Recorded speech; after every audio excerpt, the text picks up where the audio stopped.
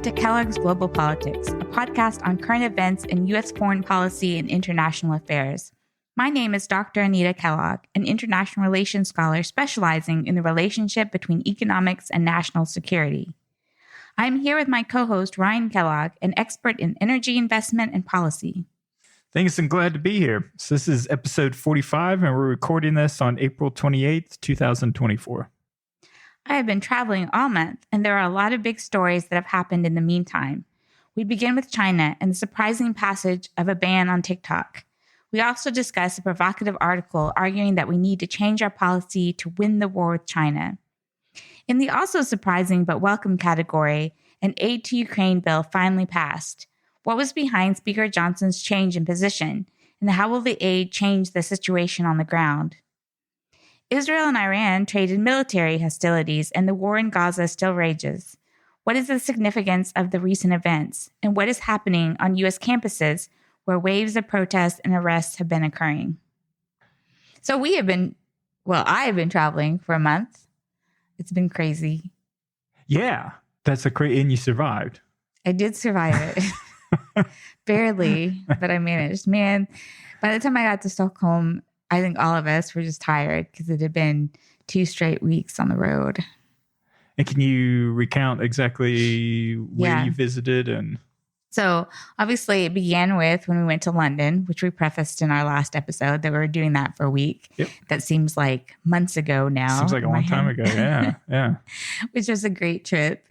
And the weather was mostly decent, except for the day we went to Stonehenge, where it was awful, absolutely awful in the middle of a storm. Yeah, 50-mile-an-hour winds and rain and just kind of cold and miserable. Not a good day to be on a big, flat, open plain. No, it was terrible. But the rest of the time, it was pretty nice. It was pretty good, yeah. As much as you can expect weather to be decent in London, which is a low bar. But then I went to a conference, international relations conference in San Francisco.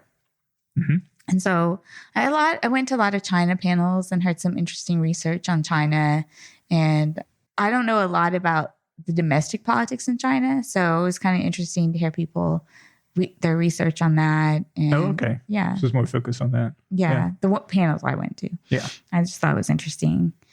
And then we had a work trip where one of the neat things that I think the Eisenhower School does at the National Defense University is in the spring, students choose an industry to study out of 1 out of 19 industries. And the industry I'm associated with was energy.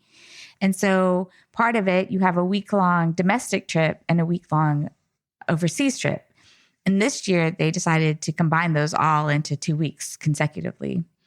So we went to Oklahoma City and we saw big wind farm and training oil rig, and learned about some of the technology that's coming out about that, and just kind of getting an idea of what are the issues in the industry. We talked with the electrical utility.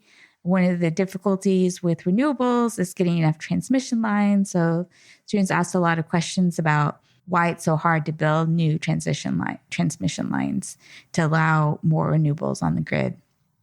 And then for our international, we went to Oslo and Stockholm, and we actually had some time to see Oslo as we were recovering from jet lag. And that was really neat to just walk around there. Both of those were new cities to me. And in Stockholm, I got to see a friend of ours from Korea who I hadn't seen since Korea. And we were really good friends. And so that was really nice because we just got together and talked for a long time, just no time had gone by. So that was really cool. And in those countries, we talked to the Norwegian oil company, state oil company. And they talked about their need to plan away from eventually moving past oil because the fields have hit max capacity. And so they're thinking about how the whole economy, which is so based on oil, transitions away from that to green energy. And we talked to the energy ministries, particularly in Sweden. And so it was very interesting. And so what was it from those 2 weeks that kind of really stood out the most to you? Where you found the most interesting, or you got the most feedback or enthusiasm from the students who went? What kind of stood out? Well, one thing that was nice about the Equinor visit is it was very strategic oriented. That kind of coincided with government policy as well, because they're a state-owned oil company, right? And then, but 30% of it's private investment and what role private investment has. And just overall, I think Norway's economy, one thing that I hadn't realized is it was a very poor country into the 1950s. And they still have that sentiment. And one way you can see that is in Oslo, everything is really new. The downtown area we stayed in was all built after 2000. You don't have a lot of these picturesque old buildings, where when you go to Stockholm, one of the main areas is this area that was built in the Middle Ages and is, still some of the same roads and everything's closed off to cars. And this is a really neat area. So you see a lot of history in Stockholm that you don't see in Oslo. And part of that is reflected in just how provincial Norway was seen. Sweden actually ruled over Norway for a long time. And Norway is always seen as this provincial backwoods kind of country. So it's just the size of the places were so small and they didn't have the historic buildings, or they knocked down the historic buildings? Well, I mean, they may have knocked down some of them, but it seemed like they didn't have Oslo wasn't a big enough city. Right. Oh, wow. Okay. Yeah. To have a lot of medieval buildings. So that was interesting. I mean, I think it was cool to see the wind farm. It's like cool to not just study things about how wind energy works and things like that, but seeing it. I liked seeing the drill rig, since that's an industry you've been involved in this whole time, and studying it from a high level, the politics of oil, but just seeing some of the ground things and some of the new technology, and I don't know. So I found a lot of the trip very interesting. All right. So on to China. While I was gone, I don't know. Yeah, TikTok happened right before I came back, along with the Ukraine aid bill. So a lot of people were surprised that the ban on TikTok got through the Senate as well. And this is kind of a huge milestone of a country like the US starting to implement a possible ban on TikTok. Why would you ban TikTok? Well, the two main complaints is that China could gain access to sensitive user data like location. And then one that I see most often is the content recommendations may be spreading misinformation, such as around the presidential election, and censor sensitive topics like the forced labor of the Uyghurs. So who else has banned TikTok? Well, the country of India is the most notable market that TikTok lost. And then you have US states, universities, other countries banning TikTok on official devices, but that's not seen as that effective. But there'll be a lot of legal challenges before this ban can take into place. Some of them are quite technical. One is just a First Amendment right. You have a lot of newspapers that also have stories on TikTok. So people think that might be a case that delays or prevents the sale. Will TikTok sell to a U.S. entity? So the idea is that they have to divest from China and it be U.S. controlled. It's unlikely. I mean, they don't seem really like they want to sell or will sell, but if they do sell, it'll be without their algorithm or its content recommendation. Now, this is seen as a really big deal and seen where the whole worth of TikTok is. I personally wonder, though, how crucial this is, since we seem to have pretty addictive algorithms on our own. Would that really be something that altered TikTok so fundamentally? And how is the ban implemented? Well, app stores like Google and Apple wouldn't be able to sell or allow users to download TikTok. And possibly, but no one's sure if they would go this far, might be able to actually prevent the technology, the app, from working for existing users. So what do you think about all this? Yeah, I mean, I was a little surprised that it passed. I thought they did I think it ultimately comes down to something we've said on previous podcasts, that the one unifying element is politically within Congress is you can't be anti-China, anti-CCP enough.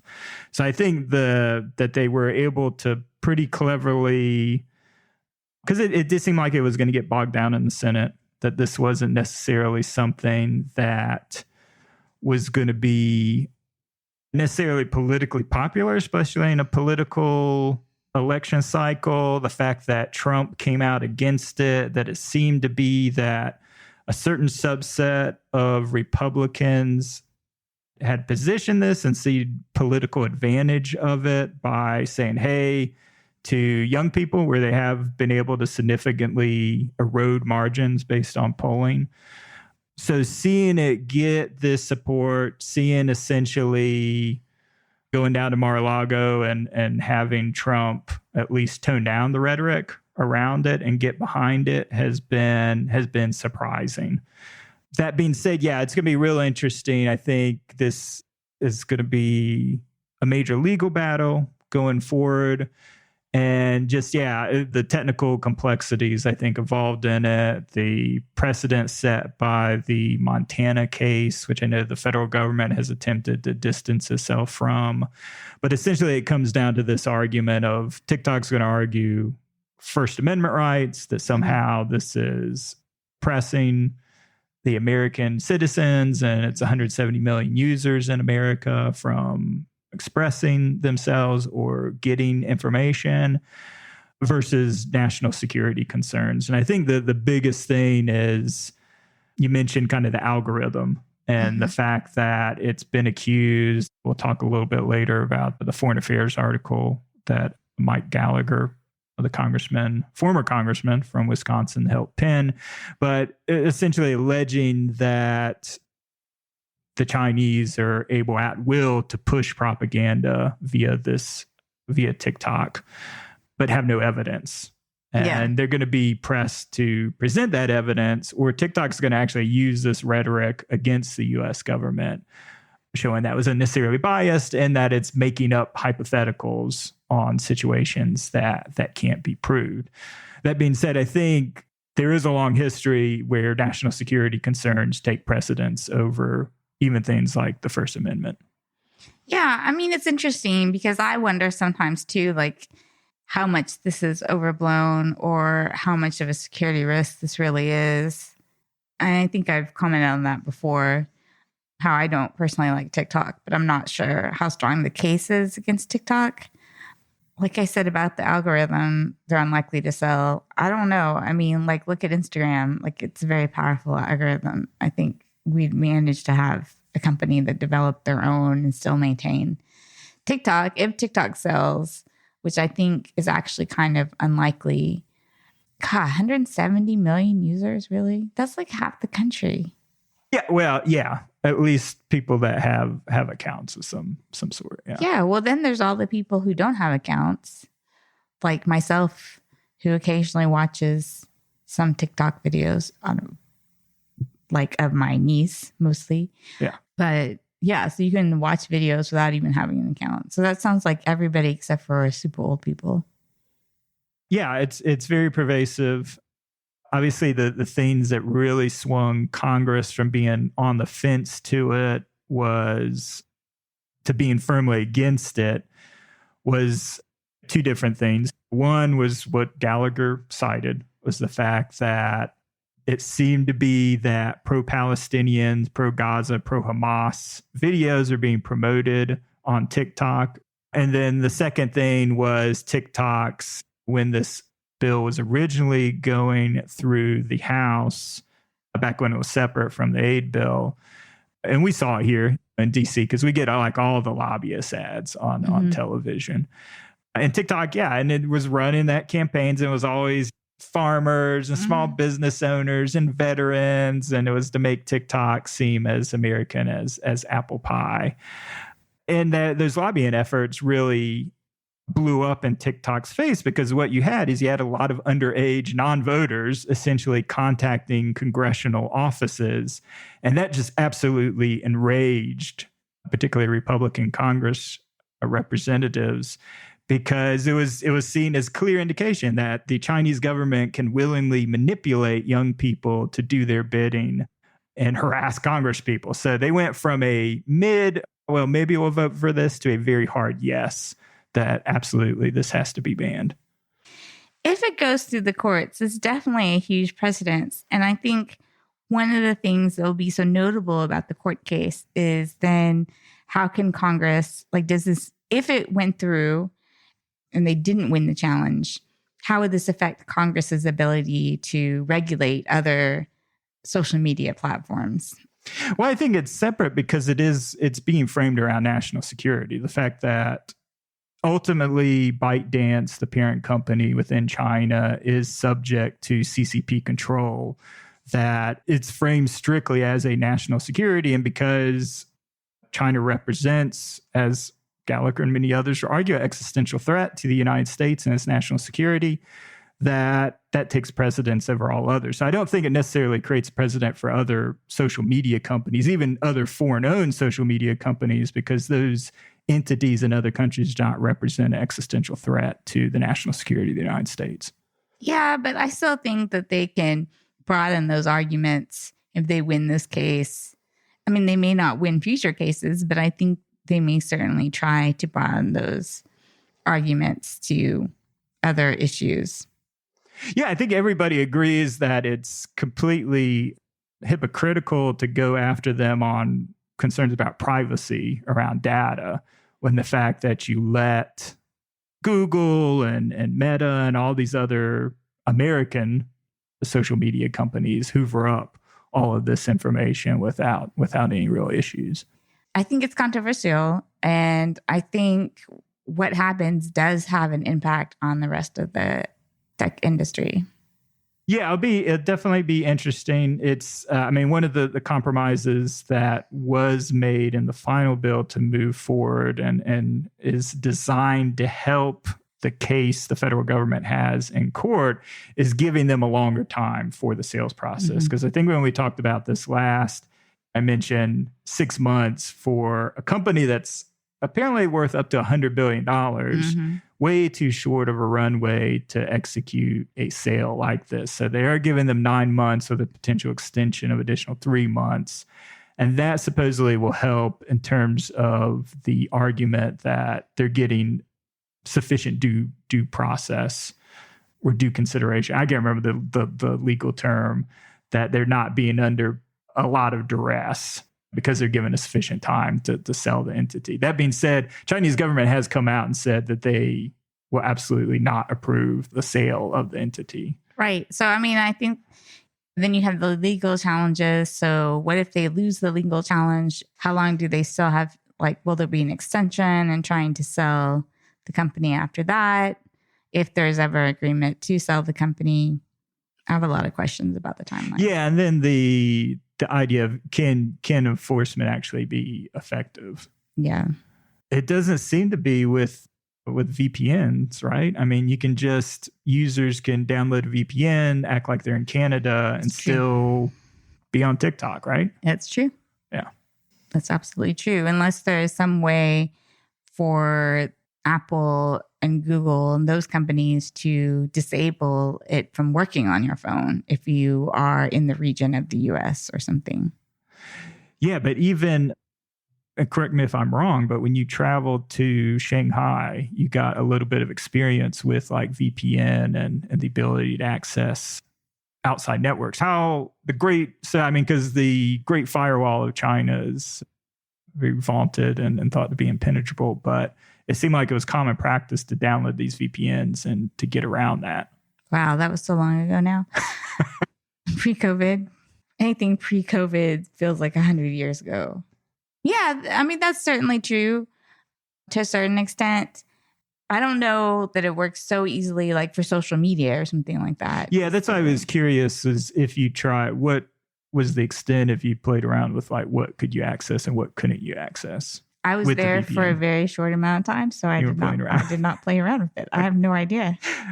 I know I couldn't play Pokemon. That would have been something I would have done along with the grocery stores. So you would have been spending your very short amount of free time. Playing with the phone, seeing every controversial thing I could possibly access with the VPN and go in the grocery store. I didn't either. I don't remember having a lot of free time. Although I guess I did take out that time on the last days. Yeah. Yeah. So it's interesting. It's really interesting news. And to see how it would work in a country like the US. Yeah. Yeah. Because it's the first time this has been done. Yeah. At a scale of, this is a media platform that 170 million people at least have access to. And that probably is accurate in terms of, like, if you include watching TikTok videos, it probably is about that size, over half the population. Yeah, I think definitely over half the population. Definitely interesting to see how this develops and what a historic precedent it would be if they are successful, and kind of what that says about this discussion on, are we waging a war against China or are we managing competition? So while I was away, there was this article that was going around that I heard a lot about, that I just actually had a chance to read in Foreign Affairs, called No Substitute for Victory by Matt Pottinger and Mike Gallagher. We talked about Mike Gallagher, how he was, until very recently, where he resigned, but a representative from Wisconsin. And Matt Pottinger was, I cannot remember exactly what he did, but he was somehow doing something with national security during the Trump administration. So their premise of this article is that right now Biden is focused on managed competition and prioritizing short-term thaws in the relationship. We can see this as from recent Janet Yellen trip, and then I believe it was this week Blinken was in China. And instead, U.S. should be focused on winning the competition. This is because of China essentially being an existential threat to the United States by pursuing a raft of global initiatives designed to disintegrate the West and usher in an anti-democratic order, fundamentally changing national security. So they also argue that China is not pursuing a stalemate. They're increasing their military capabilities, their economic leverage, but America is just content with the stalemate. So the U.S. needs to step up their actions to win. Here's like a crucial part of the article. What does winning look like? China's communist rulers would give up trying to prevail in a hot or cold war with the United States and its friends. I honestly don't know how you get to that point. Like, no matter what you do, I don't know how you get to the point where China is just like, okay, we can't compete with the U.S. We're not even going to try. Well, yeah, I mean, I don't think you're going to get that effectively, admittedly, but through their actions, that they're so constrained that they can't effectively compete with the United States or reshape the order that is more amicable to their regime and anti-liberalism. I can't imagine that happening. Certainly, we're going to go in more detail about the steps that they recommend, but I just don't see how you get there. But we can argue more about that. The biggest thing about this premise is that you have to accept that Chinese leaders are already waging a Cold War against the United States, and that leads to more confrontational policy and greater friction in the relationship. So instead of trying to find issues where we can cooperate on, like climate change and other similar issues, that you just take all that off the table and you go full on, we're in a Cold War with China and we're going to act like it. Yeah, I mean, I think that was I sympathize with the idea that Xi Jinping is a leader who clearly has taken a much more aggressive turn in terms of forcing the CCP vision upon the world, upon the region, upon expanding Chinese power with the goal of Asian hegemony. I mean, all of these are pretty much stated by the regime. So I get that. So I do accept that Chinese leaders are waging a Cold War against the United States. I accept that. And this is Xi Jinping specifically. I don't necessarily think this is true under Hu Jintao or some of the earlier Chinese leaders in the early 2000s. But I think there has been a major step change with the Xi regime.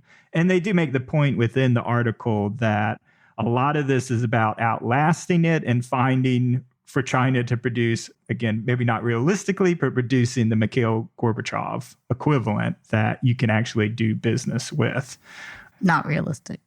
Not realistic. I think a lot of it, the parallels between the Soviet Union and China are very different. And they acknowledge but they don't really go into the details on why they're different. And of course, the biggest being the economic integration and the size of the Chinese state and economy compared to the Soviet Union, which was a non-existent entity and an impression on the global economy.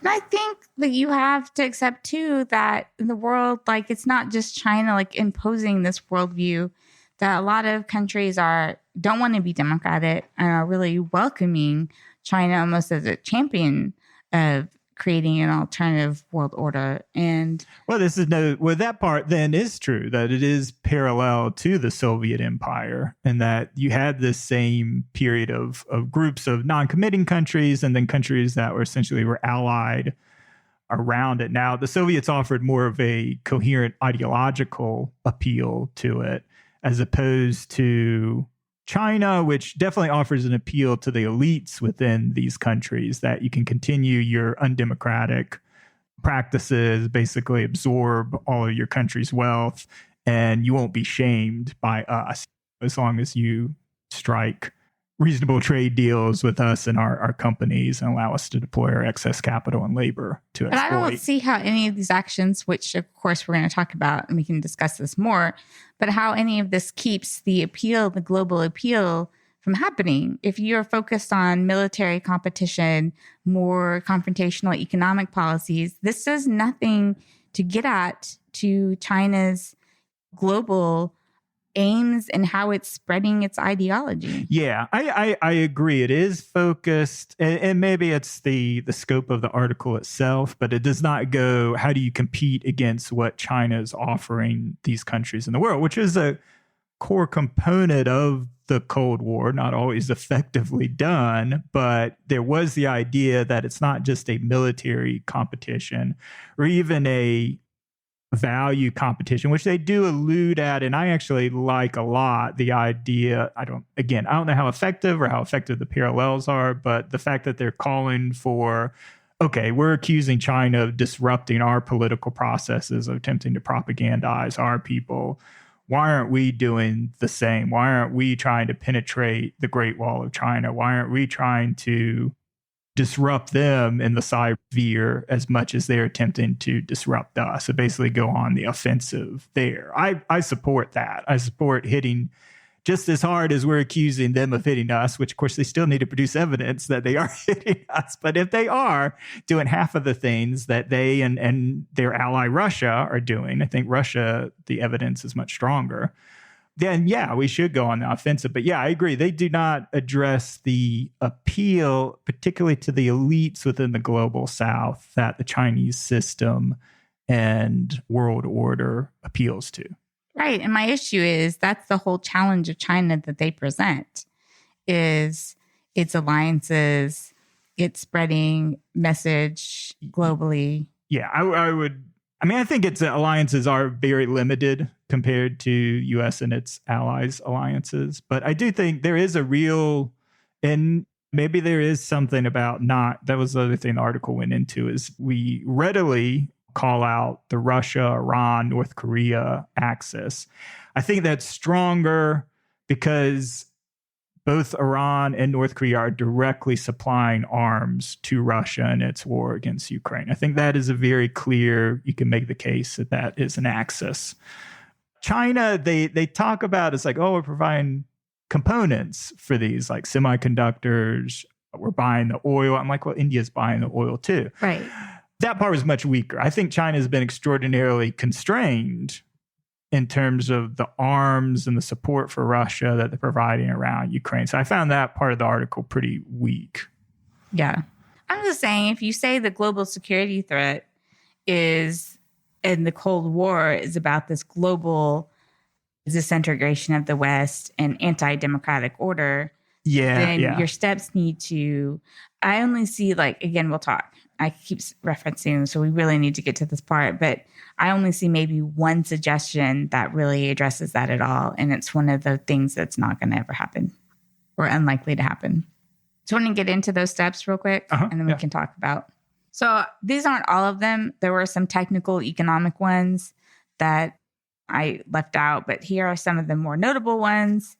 basically more money to the U.S. military. Not really a surprise there. They want, instead of the current 3% of GDP, they think it should be at 4 to 5%, which they argue is at the lower end of the Cold War.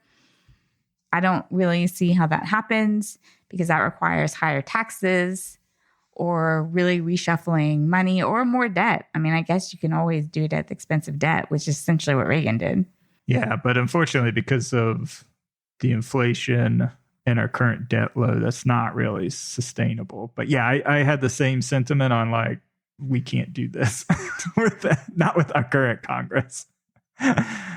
So there's that issue. There's also like a more fundamental, the military doesn't just need more money, but part of it, you can get very technical into supply chains and the fact that you don't have a consistent budget. You have all these continuing resolutions, which makes it very difficult to have long-term contracts that could have better supply chains and be able to produce more armaments. Addressing the reasons why we can't build submarines and ships anymore. There's a lot of complexity there that can't just be solved with more money and has to restructure even just how the military is funded. Yeah, I found that, just based on conversations with you, I mean, some of the things that they criticize is like, oh, we went from the ports in Norfolk, we went from like a goal of building like 2 submarines a year to 1 submarine a year. And I think that probably had more to do with that's all that we could build, right. period. That is the answer, is we found out we can't just changed the goal to 1 because we had the goal of 2, but this is all we could do is build 1 a year. We discussed which is not good. It's bad. I agree with that. But yeah, it wasn't some of these goals that they talked about that the US changed wasn't because, the goals changed, but it was a matter of capacity. Right. Yeah. Yeah. Here's one that I could go on all the reasons why this doesn't work, but they argue that we should revoke China's permanent normal trading relations status and move China to a new tariff column that features gradually increasing rates on products critical to U.S. national security and economic competitiveness. The revenue raised from increased tariffs could be spent on offsetting the costs that U.S. exporters will incur as a result of China's inevitable retaliatory measures and on bolstering U.S. supply chains for strategically important products. All right, this has a lot of problems. One, China is a part of the WTO, and if for every member of the WTO has permanent normal trading relations status. To revoke that would mean that we'd have to step out of the WTO, which means we no longer have permanent normal trading relations. Like other countries wouldn't have that with us. It's really untenable. It's impossible. But this hasn't stopped us from raising tariffs. So I think we just scrap that. What can we do about tariffs? Well, increasing rates on products critical to U.S. national security and economic competitiveness. I mean, what does that mean? Who identifies them? You actually can argue like up to 60 or 70% of all goods, possibly 100% if it's economic competitiveness. So I don't understand what that means. 2, increased spend on offsetting the costs of the U.S. exporters. So who really is paying the tariffs? It's really actually U.S. consumers. Because if you have a tariff of 30%, then they're paying 30% higher cost when they buy that item. So that extra 30% is actually coming out of taxpayers' pockets. If you then want to reduce the amount that's being imported because of higher prices, it's also hard to understand where you get the money to counter China's inevitable retaliatory measures and supply chains, bolstering U.S. supply chains. So basically, you're more like trying to prevent people from import it because it's so expensive, not that this actually becomes like a pot of money for the U.S. government to use. Right. Yeah. Yeah. I agree that that's unrealistic source of revenue. Yeah. It's just not how tariffs work. They just don't work that way. Yeah. Which is from the nation's founding. Like that was the first sort of tax the U.S. had as a government, right, was tariffs. And they found that you really don't raise money through tariffs. Right.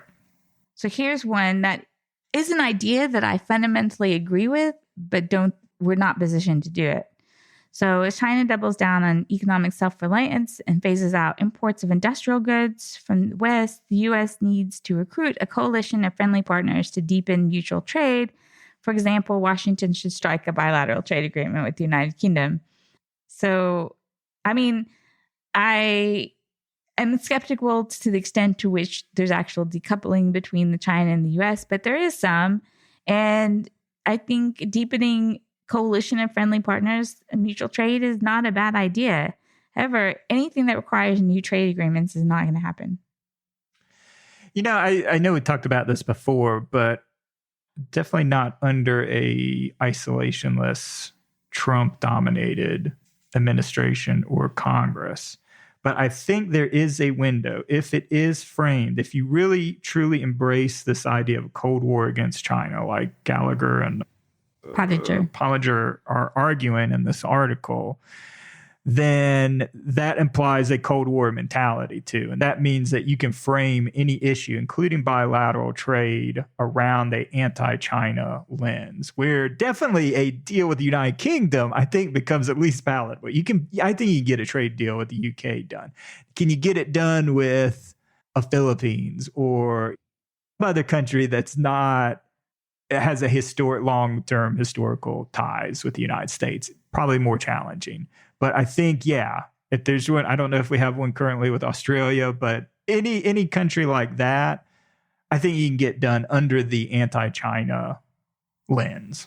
I think that's doable. But are people that committed to this idea of a Cold War? Yeah, I mean, I think that's an interesting question. I think you have to have, what China has not produced is a Sputnik moment, or even a moment akin to the Iron Curtain falling across Eastern Europe, or the communists taking over China itself. All of these things helped the fervor and honestly overreaction, particularly in the 1950s at the start of the Cold War. And China has not done that measure yet. I mean, they're accusing a lot of things, and maybe they are building up for some action in Taiwan. But that has been what's lacking, I think, to really push people over into this full embrace of a Cold War. And people are still really addicted to Chinese cheap goods as well. I mean, so one thing you didn't have in the initial Cold War is you're not having to raise the prices of tons of goods. Yeah, and that's where I think I've come to a realization, and I haven't told you, I did order some stuff on Temu. Oh my gosh. I know, it's really bad. So what I've come to the conclusion is that I know China is trying to move up the economic ladder, and they want to, in the areas where we've targeted, the smart tariff targeting, the semiconductors. I support also the blocking the EVs from the United States, even though for the U.S. consumer, that's not a good thing. Be fantastic to have these cheap. I mean, that's one of the biggest pressures people also are feeling around these goods. Yeah, climate change. There's enough incentives to encourage U.S. manufacturing of EVs, so I'm not concerned about that. But yeah, it's these higher end goods and these higher end industries that we need to protect, because that's where we have a competitive advantage. That's where the good paying middle class union wages and jobs are at. Where they're not at is cheap crap that fills up Walmart, placemats, clothing, all of the millions of just stuff that you can buy. The United States is never going to compete on that. It never should compete on that. Should you argue that, this stuff should be manufactured in the Philippines or Malaysia or Vietnam, places that we want to increasingly at least bring out of the Chinese sphere of influence and into a kind of informal alliance? Yeah, maybe.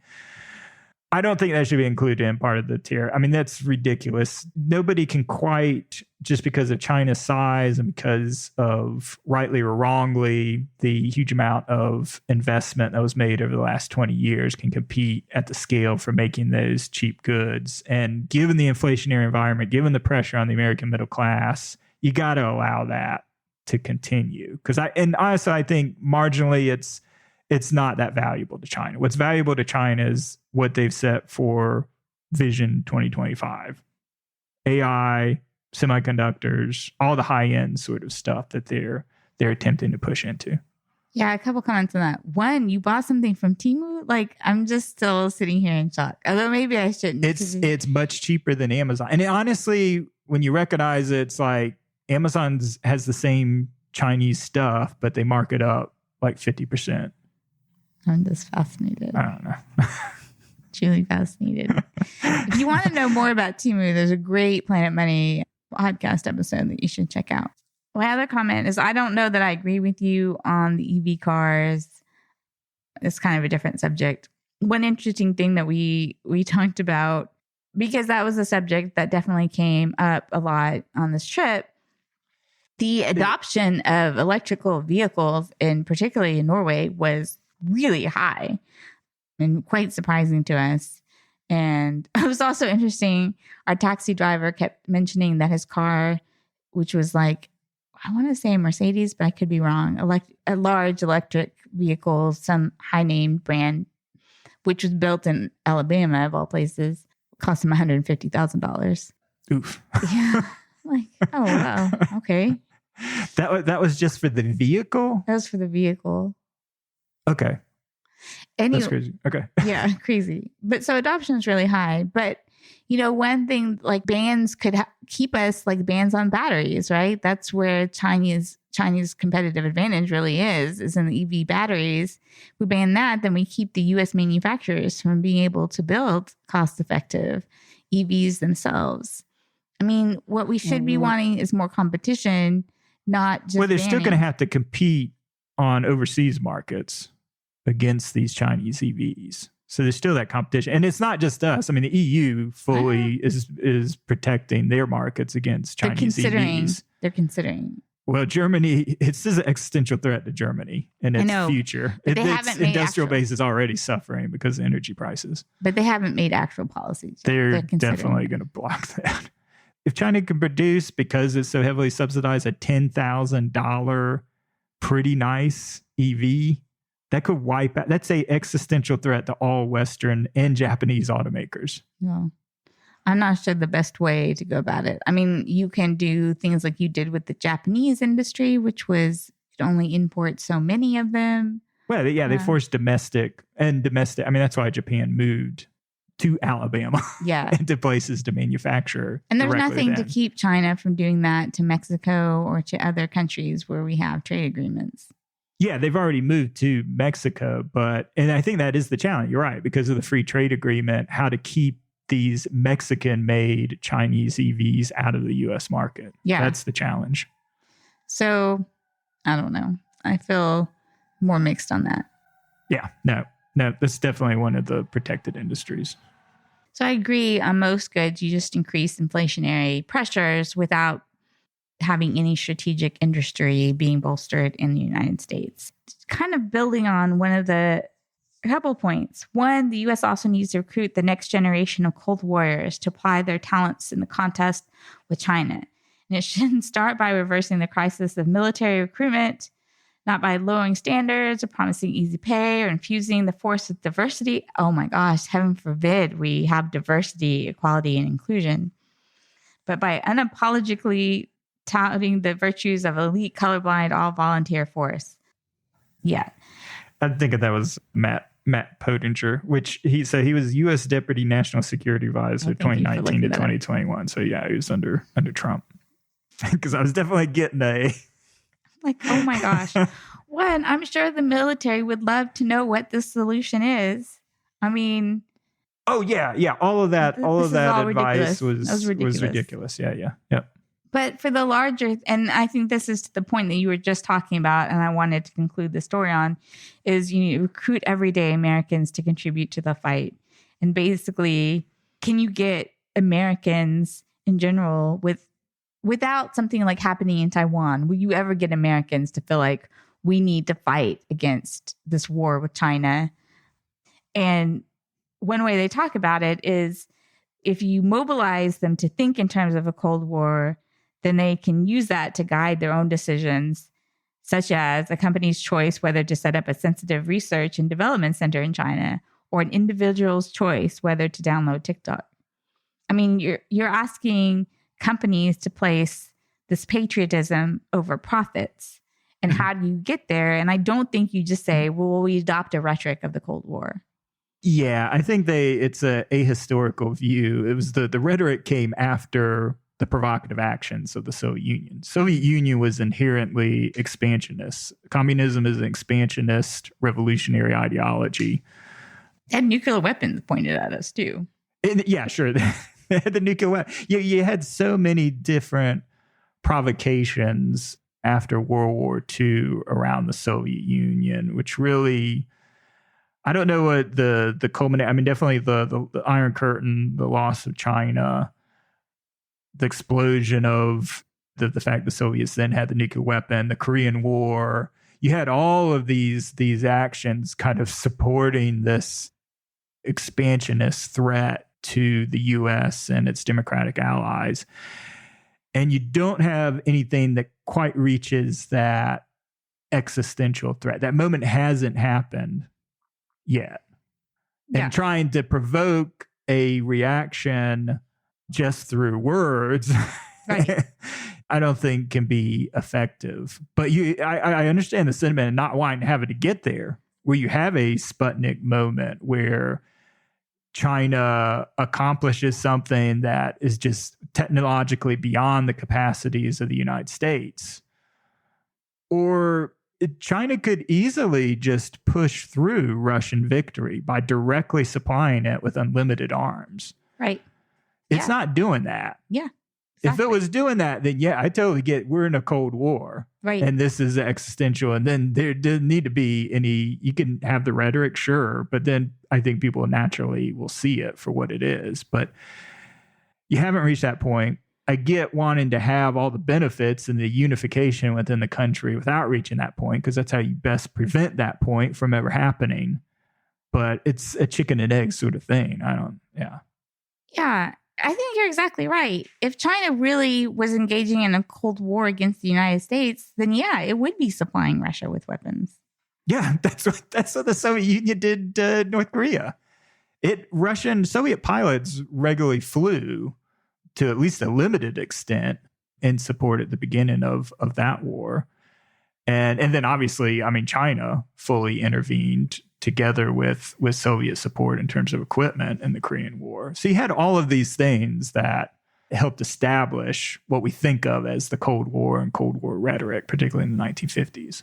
And so I disagree with some of their premise that China is going all out in this Cold War and the U.S. is being like a wimp and just thinking of managed competition, and to look at actual Chinese actions. And I think China is trying to avoid a direct confrontation, and their economics is entwined with the U.S. as well. It's not just one way. So I think some of the suggestions I do agree with, and I think we have to maybe have more controls on transfer of technology in certain areas. But I think we should, like I said, there's one study that for this critical industries and economic competitiveness identified like 50% of all goods that are being traded with China. I think to have such a broad definition is way too high. So I think we have to find what the scope is that we want. So anyway, as I said before, it's a very provocative article and had some interesting ideas in it. And I think it's part of the national conversation. So also, while they were passing the TikTok ban, Congress passed a $95 billion aid package for Ukraine, Israel, and Taiwan. So $61 billion of that is dedicated to Ukraine. And do you want to go into more detail? Yeah, so this was a really remarkable turnaround to where we were even from the last episode in March, where it seemed like a package was stalled out. They're looking for alternative ways of trying to get this to the floor. But really what it seemed to come down to is a dramatic change in heart and, maybe a little bit of a change in the political calculus for the Speaker of the House, Mike Johnson. So there have been a number of different articles kind of focused on how did this change so dramatically? Because if we recall back in October, after Mike Johnson, a representative from Louisiana, frankly, a backbencher that nobody knew about, was kind of the compromise between the hard right and the establishment Republicans to take over the speakership in late October. And he essentially came in vowing he was not going to bring the Ukraine aid to a floor vote without Republicans' demands on border security being met. that's what he came in with. But then what he's left with is this focus on, and here's a quote, history judges us for what we do. This is a critical time right now. I could make a selfish decision and do something that's different, but I'm doing here what I believe to be the right thing. I think providing lethal aid to Ukraine right now is critically important. So how did he come about to this process? It was really a focus of a bunch of different things.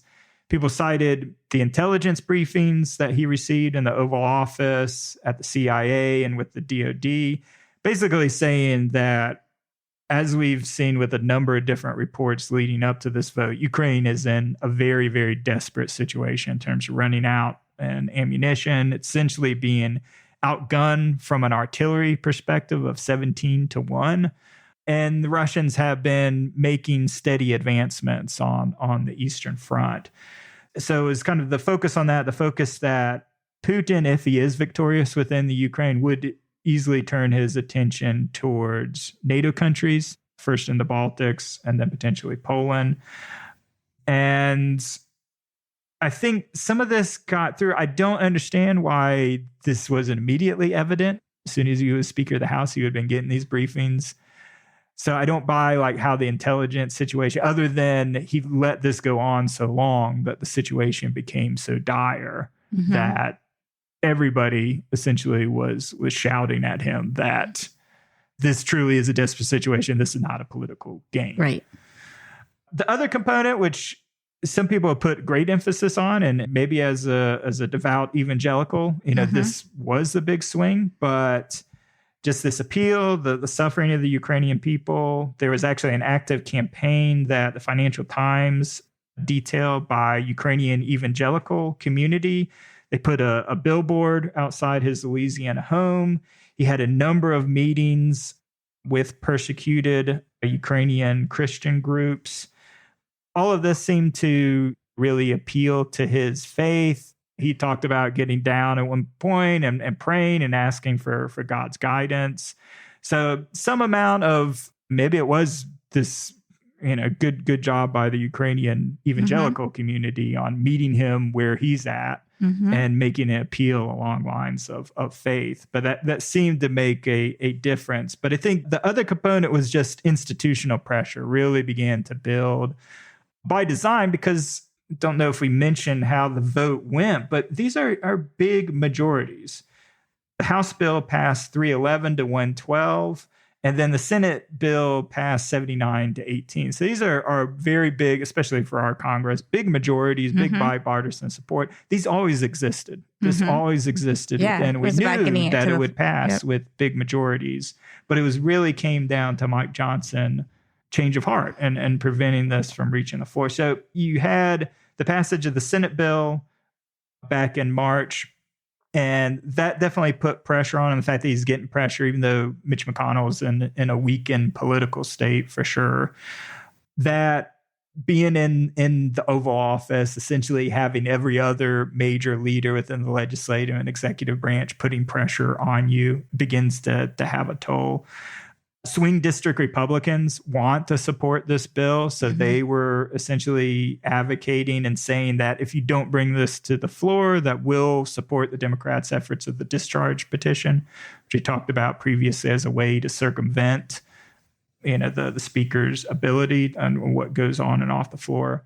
And then I think critically, he was able to go down to Mar-a-Lago. This is after all of these meetings. He went down April 12th and essentially got Trump's acquiescence, not necessarily like his support, but essentially that he wouldn't make a big deal out of it. So I think all of these things combined helped to get it through. And even though you still had a very hard right, and did mention 112 Republicans voted against this bill, definitely Marjorie Taylor Greene made kind of a big show out of it, was threatening Mike Johnson. We'll see if that goes anywhere. It's not clear that will.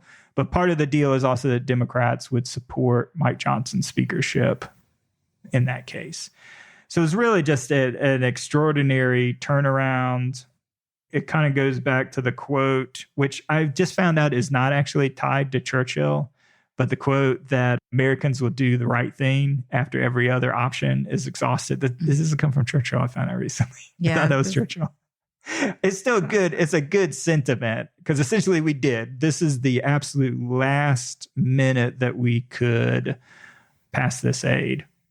So I don't know. Did you have any thoughts? Were you surprised by it and how quickly it kind of came together? Yeah, I was definitely surprised because I'd felt so much disillusionment about it. And after it not going through sort of the end of the year or the beginning of the year, and it did seem to shift very suddenly, but it's something that was just really welcome and a relief. But it was interesting because I was hanging out. Everybody in my group is, even though the school is a mix of military and the civil agencies, people with 15 to 20 years in the career, but in energy, it was all military. It's all military except for me on this trip. I'm the deputy. And so the person who's actually leading the class this year, Tim Wyatt, he influenced me some too, because he's like, okay, well, the aid is good. It's an important step. But like we don't have a strategy. What does it mean for Ukraine to win? If we just give them money, but no strategy, maybe we prevent some of these losses. But what does that mean? Are we just contributing to a stalemate, or do we actually have a plan where Ukraine can win? Yeah, no, I think that's a great sentiment. And that's actually, I think, one of the good things compared to the Senate bill that the House did negotiate was now within 45 days, we have to produce a strategy of what exactly are these funds meant to accomplish. And I think that really is an open question. I think really what this does is it stanches the bleeding and helps prevent the coming, because everybody is expecting, beginning within the next month or two, a Russian offensive. I think the consensus is the aid's going to arrive just in the nick of time. So what you're most likely going to see, as you saw with the Ukrainian counteroffensive, the Russian offensive back last summer, is that it's going to peter out. It'll come at great manpower loss to Russia, but essentially it's not going to accomplish what its goals are, which is to push on the Eastern Front, to retake all of the challenged provinces that they essentially annexed in the Donbass region, to retake Kharkiv, which is the major city in the east, and in the south to take Odessa, which would be devastating loss because of the loss of port access and Ukraine's ability essentially to block out the Black Sea fleet and keep wheat shipments going through the Black Sea. So I think you prevent that disastrous situation that everybody was saying was possible now, just because they don't have the ammunition, they don't have the air defense to defend their system. But yeah, in terms of what can Ukraine actually reasonably accomplish and what does victory look like? And I think the other main component that is being emphasized is the manpower. Ukraine at a certain point, they're struggling with recruiting now. We went from having too many people like volunteer at the beginning of the war for them to integrate effectively to they lowered, which I was surprised by. I was surprised by how different this is from the U.S., but their draft age, they just now lowered from 27 to 25. The average age of the person on the front lines is 43 in the Ukraine, which is crazy. It's like somebody our age. That's the average age. And the fact that it doesn't go down to 18. You don't have... Because it's kind of opposite our military. We want it to be primarily young. Yeah. And that's why usually, like after 20 years, people retire because they don't have any further path to promotions. Right. And if you're not promoted, you're encouraged to retire essentially after 20 years. So, I mean, it's incredibly shocking to hear the average age is 43 and that the draft doesn't go to 18. I think this is different than almost any conflict, different than World War II. I mean, from my knowledge of military battles, this is... Yeah, so and they're reluctant to make any additional changes just because politically it's not feasible. And then my understanding from the articles I've read is that because Ukraine has an eye on EU membership, that they want to be careful in terms of how strict they do. Like, and because you have a lot of draft dodgers now, so people that are either fleeing the country, which over 650,000 military-age men have left Ukraine, which was illegal. That was the beginning of the war. They set that you cannot leave the country. So you have a huge population that's abroad. And then you have their enforcement. It's essentially kind of at metro stations and things that they do checks, but they're not going to people's houses. And they had a bill in front of their parliament that would actually seize assets, so seize property or seize bank accounts of people who dodged the draft. And they weren't willing to pass that either because essentially it would be in violation of EU human rights. So I don't know. It is sort of like you're facing an autocratic enemy who basically pulls prisoners and it's a large country in a gigantic country that can pull from a big pool of people that also has little value to human life, so is willing to sacrifice those people in full frontal assaults against a country that really is, in a lot of ways, especially it seems like around this, embracing EU values, which may not even be realistic for a country that's facing an existential threat to this extent. But all of it is kind of raising this question of guys are on the front line for a tremendous amount of time. They're not getting the relief. They're facing waves of a renewed Russian army that essentially is larger now than it was at the beginning of the war. They've been able to, maybe the capacity or capability of that army isn't fully installed and how well trained these new troops are. But nonetheless, they've been able to take very heavy losses, 300,000 plus casualties, and they're just able to fill those and we holes. talked about how the Ukrainian frontline people are, have like 2 weeks of training or something like that. So and just being there and seeing the ammunition, just 17-1, and you're on that front line. I mean, who wants to be there? And that's what's hurting to recruitment. And the hope is that, well, at least for another year, because that's essentially what the $61 billion does, is it supplies them with the artillery and the munitions and air defense equipment for another year of combat. But that's it. And then there's still the open question of, well, if a new Trump administration comes in, there's no more you have a new Congress. We know is there any support left then for it? Yeah. I mean, so the problem with this stalemate, a war of attrition, has always been Russian population versus the Ukrainian population. And if we don't have a strategy to actually win, Ukraine's in big trouble. Yes, I think that's what is it that we want to accomplish. I think Ukraine, if it's supplied, I think it can probably, from what I read, manage its manpower. It may need to get a little tougher in terms of its draft age and kind of who serves, but maybe it becomes easier if they're well supplied and equipped. The other thing is economists detailed in buying them time. If you can, again, you need to have the time to train, get them off of the front lines and train these troops. If you can have the combined arms training, which is necessary in order to exploit like small breaches in the front line, that's the only way that Ukraine on its terms can possibly envision victory. Because in a war of attrition, yeah, you're right. There's at most, you can eventually negotiate where the lines are at now in a Cold War. And maybe that's the best that they can do. But yeah, it'll be interesting to see what the U.S. articulates under this current administration. And maybe that can set the guidepost for what can realistically be accomplished. I hope they come up with something. I mean, otherwise Russia is like, well, let's wait out the year and see what happens. Yeah. I mean, the EU is stepping up. The artillery capacity is increasing and will be about enough to match Russian capacity. There's a lot of stuff saying, well, Russia's reached its maximum capacity. I'm not convinced of that. But yeah, you have to have U.S. support going forward. Unquestionably. I mean, and I think the uncertainty of future support, I think there's been a real damage in that it took so long to get a bill passed. And how long U.S. support will be, I think, definitely affects like Putin's plans and the war effort altogether.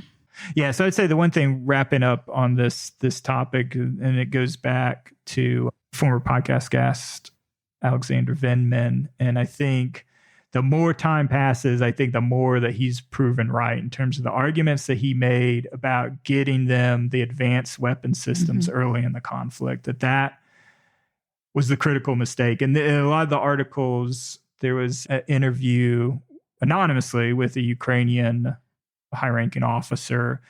And essentially, the Russians have been very adept. So as soon as a new weapon system is introduced, Ukrainians will have an advantage. The Russians can't adapt to it, and they can make like major gains, like in the offensives in late 2022. But they never have like enough of these weapon systems. And you remember there was this huge debate on the F-16s. F-16s now essentially, they'll eventually are going to come online this summer, like a handful of them, 20. But the Russians have already adopted, and they've seen them testing their air defense systems and moving these in place, essentially to neutralize the impact of the F-16s. So it's the long delay and the reluctance to provide the sufficient numbers and amount is the critical error of the war. I mean, I hate to say I was wrong, but agreed. Yeah. So I remember... Normally you have did have a lot of jet lag when you're traveling from the US to Europe. You know, it's never sleep on the planes. You're traveling overnight. But I found it really hard to go to sleep that night we got into Norway because I turned on the TV to the one English news station, which was Sky News, which irritated the heck out of me because that's like the European Fox.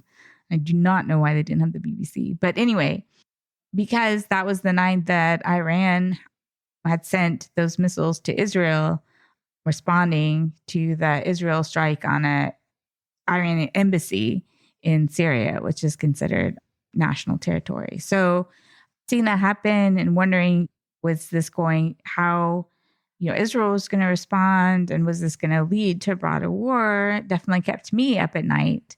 So maybe you want to get into the details of that as well. Yeah, so it all played out over this last month, beginning with that April 1st strike that you mentioned on the Iranian compound in Syria. Iran responded essentially a week later with that launch of 300 missiles and drones at Israel. I think the immediate thing I thought was after the death of, was it Soleimani, the general in Iran during the Trump administration, and the fact that either through incompetence or my interpretation is on purpose. Essentially, it's when it attacked the U.S. base in Iraq that it purposely scaled back that attack, that it fell short of directly hitting the compound. You still had a number of soldiers that had concussions and pretty serious injuries, but no casualties as a result. This reminded me a lot of it. I've seen it framed both ways of, this is just how ineffective and pathetic Iran is and how amazing the Iron Dome. And the fact was the U.S. ended up shooting down the vast majority of these munitions, which I think is encouraging to see that you can intercept it, because 300 missiles and drones is quite a large number of targets to track and knock down. But that action alone, the fact that it didn't do any damage, that seemed de-escalatory alone. Yeah. So then there was this concern on how is Israel going to respond? The U.S. was pushing very hard against any sort of response because it did no damage. It was completely ineffective. But Israel did respond on April 19th. And that was the night that I kind of stayed up a little, because it happened late at night. There was no broadcast news yet on it. Just ABC was covering some of it. And it was just like X, so Twitter. And that used to be the go-to news source. I mean, you get legitimate stuff, but now it's just absolute garbage and propaganda and just speculation. And it's good. It was good for breaking news, but now it was basically just kind of a combination of pro-Hamas sort of propaganda and just pro-Israel, this is the start of World War III sort of stuff as well.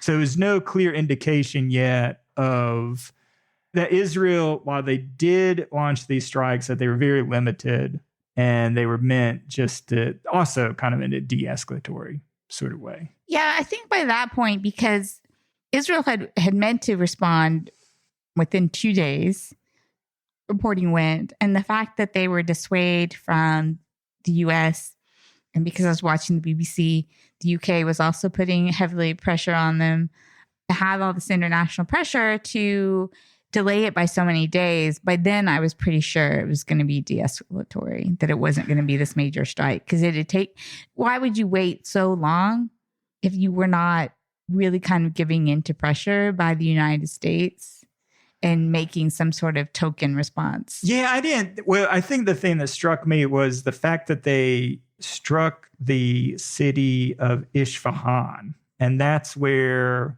the major nuclear facilities of Iran are located. So at the beginning of it, it wasn't clear that these facilities were not struck.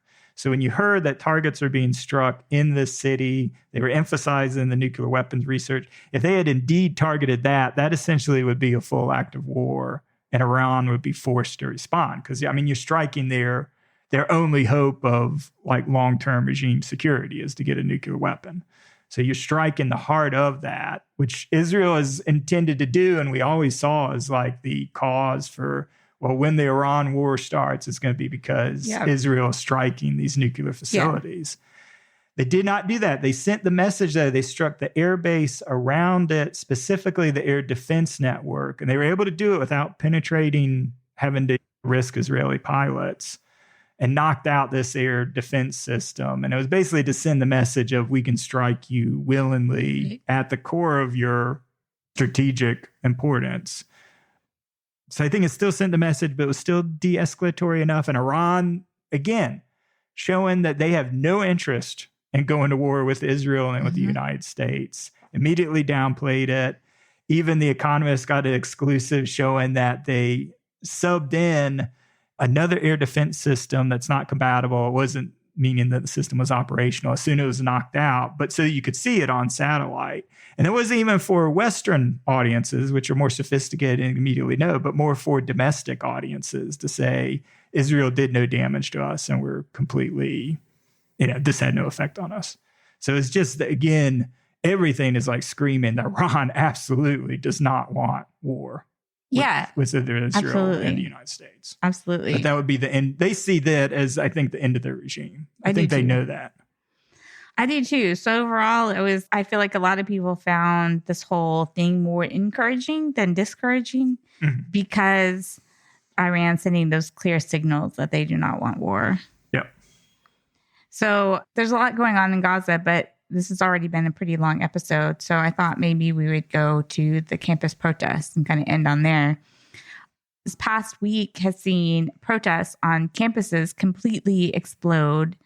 One of the first incidents of this was 100 arrests at Columbia University on April 18th, but they've been spreading to campuses all over the country where you've seen a lot of arrests of mostly peaceful protesters. And so this has, I think, in my opinion, helped spread these protests to different campuses because they're so outraged by what's happening.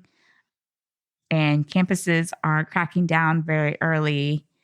You mentioned, and I read an article about how at UT Austin, the campus was met almost immediately with overwhelming police presence and 57 arrests. I mean, the importance of this is being, here's a totally peaceful, no issue had come up at all. They barely had time to organize a protest and they already called the police on them. So I follow a lot of academics on Twitter and people are pretty outraged at what's going on. Going around, there was this tape of this Emory professor seeing kind of a violent arrest of one of the students protesting and asked, like, what are you doing? And then herself was thrown to the ground by the police and arrested. So faculty are definitely being affected by this. And so you have a lot of academics going, like, we're supposed to be able to be this liberal institution and allow peaceful protests. And what kind of message are we signaling by quickly arresting students and faculty by this harsh crackdown? And so there's a lot of debate happening on campuses among academics. And then you talk about, like, so you can go into more detail about how Republicans are using this issue. Yes, I think that's, I mean, New York Times had an excellent article explaining why have these protests spread so quickly, and why does it seem to be a U.S. only phenomenon? Because you're seeing maybe some limited on foreign campuses, but after the beginning of the conflict, you're not seeing these mass protests in support of Palestine or Gaza. I forgot to mention what they're actually calling for. Right. So what they're asking for is for universities to be more transparent in the investments that they're making and divest from companies that are seen supportive of Israel or contributing to the conflict. The interesting thing to note about this is the identical to the demands that were being made about apartheid with South Africa. Right. That were eventually effective. Yeah, we're effective because there was nothing really controversial, particularly on campus. I think what Republicans have succeeded in doing, they began this with the hearings in December when they famously brought forth the presidents from Harvard, Penn, and I think one other Ivy League institution, maybe Yale, and kind of ritualistically humiliated them, basically because these presidents were too, I think, enmeshed in academia and its unique culture and weren't capable of handling a outside public audience in terms of how they approach questions. So they were absolutely skewered. Two of them lost their jobs eventually. The Columbia president, where these protests began, was brought forth before Congress, again, about the complaints of anti-Semitism on campus. And to be honest, I don't think this is the majority of the protests, and it's definitely not the protests that are largely now in response to the crackdown and the arrests that are occurring. But you do have a radical element within this protest movement that calls for the end of the state of Israel completely. It's not advocating for a two-state solution. It's not advocating just for humanitarian, for Gaza. It's for the end of the state of Israel. Republicans have kind of picked up on that sentiment. Anyway, they called before the Columbia president, I think a day or a week before the arrest that occurred. And obviously, having seen what the example that they made and the reaction from other Ivy League universities, the Ivy League president, Nemat Shafek, immediately ordered, after getting back from Washington, ordered police onto campus where they made the 100 arrests. And that's really what led to this wave of reaction, is because you're in the center of the media establishment in New York, so it's getting massive coverage. You have a large Jewish population attending campus on Columbia. But it was, the fact that this crackdown was so harsh, and it seemed like Republicans in Congress are very effective, that they have complete control and they can put pressure on these universities and crack down. So now I think it's a competition, particularly within red states, to see who can be the toughest on these liberal campuses and make an example of them. Because that's definitely a big part of the culture war, is the out of control Marxist institutions on these campuses. And if Republican governors can be shown to crack down like they did at the UT campus, then that's major bonus points for them. Yeah, and I think some things to note, too, about how they aren't, for the most part, occupying buildings.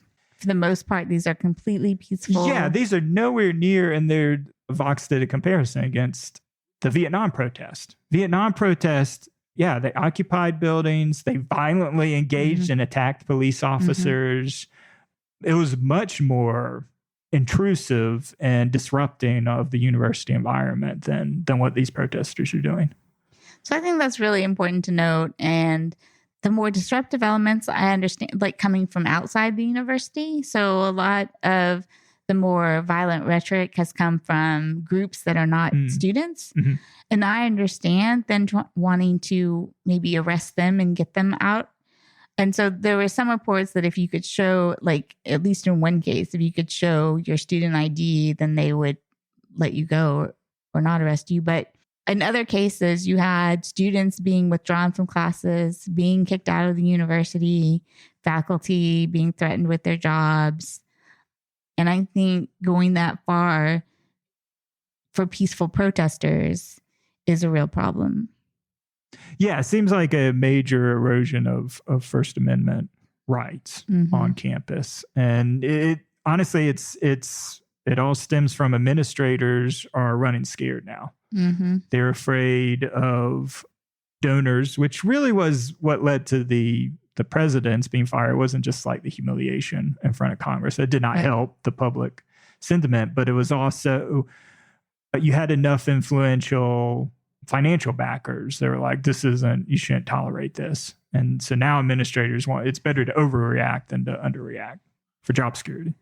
Yeah, so it's a huge problem. You can say what you want about young people, but they're not as burdened by just seeing things that never change, and they do want to participate in change. And if they are willing to do that peacefully, I mean, been involved in a couple of peaceful protests. I mean, as long as they're completely peaceful, then I think we need an outlet for people to be able to protest what they see are wrong things in policies and wanting to change policies and essentially make change. Yes, I think this is a major overreaction. I mean, Jewish students definitely have the right to feel safe on campus. And I think certain rhetoric that is truly anti-Semitic shouldn't be tolerated. But my understanding is that is the minority of the protesters on campus. And maybe, like you said, like the university ID and things like that will help crack down. But just these mass arrests and breaking up encampments. And a lot of these protests have Israeli students. Jewish supporters. Right? Because absolutely, there's a lot of them that also do not support this. We talked about, and within Israeli society, it's definitely a major split. And there's a lot to criticize about the Netanyahu administration, a lot. Yeah. So I think those elements have to be noticed too. And I definitely support the peaceful protests. Understand that some elements have to be cracked down on, but I think that the majority of these do not have those elements. And we should be critical of suppressing these First Amendment rights. Yeah. Yeah. So it'd be interesting to see where it goes, if it continues to grow. On a lot of campuses, there's only maybe like 3 weeks left before the end of the spring semester and graduation. I know a lot of graduation ceremonies potentially could be disrupted. Maybe the crackdown's part to prevent any of that happening, because that's something that would piss off donors. One university in California, Humboldt University, did close down campus for the rest of the year. Oh, okay. Wow. But that has a more extreme protest. Yeah. They occupied like 2 buildings still. But that was one of the more extreme cases. Yeah, yeah. Well, I think this has been pretty jam-packed. Yeah, we covered a lot of good stuff. There's a lot of ground to cover. And I think this brings us to the end of this episode of Kellogg's Global Politics. You can visit our website at www.kelloggsglobalpolitics.com and follow us on Twitter/X at Global Kellogg or me, AR Kellogg. You can reach us by email, so Anita at kelloggsglobalpolitics.com and myself, Ryan, at kelloggsglobalpolitics.com. As always, please see the show notes for all the articles we discussed in this episode. And if you like the show, please take the time, tell your friends, share it on your social sites. It's a simple, quick, and free way to support the show. Thanks, everyone. Thanks. Bye.